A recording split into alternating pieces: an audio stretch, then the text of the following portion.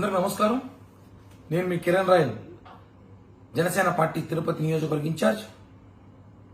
ఈరోజు పొద్దున నుంచి మనం చూస్తున్నాం, అది జనసేన పార్టీ అధికార ప్రతినిధి మరియు విజయవాడ వెస్ట్ ఇన్ఛార్జ్ పోతిన మహేష్ గారు రాజీనామా, ప్రెస్ మీటు ఇవన్నీ చూస్తున్నాం మనం. యాక్చువల్లీ నేను ప్రెస్ మీట్ పెట్టాల్సిన దాని మీద నేను అందుబాటులో లేను, వేరే ఊర్లో ఉన్నా కాబట్టి వీడియో వచ్చేసి పంపించాల్సి వస్తుంది.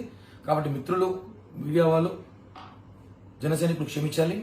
ప్రెస్ మీట్ పెట్టినందుకు వీడియో ద్వారా అర్థం చేసుకోవాల్సింది కోరుకుంటూ, మహేష్ గారు మూడే ప్రశ్నలు అడుగుతా. ఒకటి, 2019 మీకు సీట్ ఎక్క ముందు మీరు ఎక్కడున్నారు? మీరు 2016లో 17లో జనసేన పార్టీలోకి వచ్చారు. మీకు ఈరోజు జనసేన పార్టీ లేకపోతే మీకు ఇంత చరిష్మా, ఇంత క్రేజ్ వచ్చేదా? అసలు పవన్ కళ్యాణ్ గారు మీకు ఎంత ప్రియారిటీ ఇచ్చారు, ఎంత వాల్యూ ఇచ్చారు మీకు తెలుసు కదా. ఇవన్నీ కూడా మీరు ఎక్కడి నుంచి వచ్చింది? మీరు గతంలో రాజకీయ నేపథ్యం ఏమి ఉందా? గతంలో ఏం లేదు కదా. జనసేన పార్టీ మనందరికి పునాదులు. మనకందరికీ జనసేన పార్టీ పవన్ కళ్యాణ్ గారు భిక్ష పెట్టారు. ఈ రోజు మన పవన్ కళ్యాణ్ గారు ఏదో ఆయన వ్యూహాలు, ఆశయాలు ఉన్నాయి కాబట్టి అర్థం చేసుకొని పోవాలి.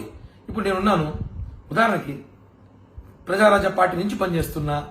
2014లో నుంచి జనసేన పార్టీ పెట్టిన రోజు నుంచి ఉన్నాను, మీకన్నా ముందు నుంచే ఉన్నా. నేను ఉన్నా, మొన్నటి ఇన్ఛార్జిగా ఇచ్చారు, తిరుపతిలో పనిచేస్తున్నా. ఏదో సీట్ ఆశించా, రాలేదు. ఎవరు వైసీపీ అతను సీట్ ఇచ్చారు, దాని మీద నేను కొంచెం అలిగున్నా, నచ్చలేదు. ఇష్టం ఉంటే పని చేస్తా అభ్యర్థికి, లేదంటే పిఠాపురం పోయి పవన్ కళ్యాణ్ గారు పని చేసుకుంటా. అంతేకాని ఎక్కడ కళ్యాణ్ గారి గురించి మాట్లాడను కదా. ఎందుకంటే నిజమైన జనసైనికులు అలా ఉంటారు, పవన్ కళ్యాణ్ గారి మనుషులు అలా ఉంటారు.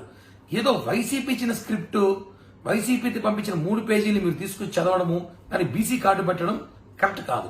మీరు ఏ రోజు కూడా సరే, పోతిన మహేష్ ప్రెస్ మీట్ లో ఇంతవరకు నాకు తెలిసి ఇన్ని ప్రెస్ మీట్లలో మీరు ఎప్పుడు కూడా పేజీలు చూసి ప్రెస్ మీట్లు పెట్టలేదు.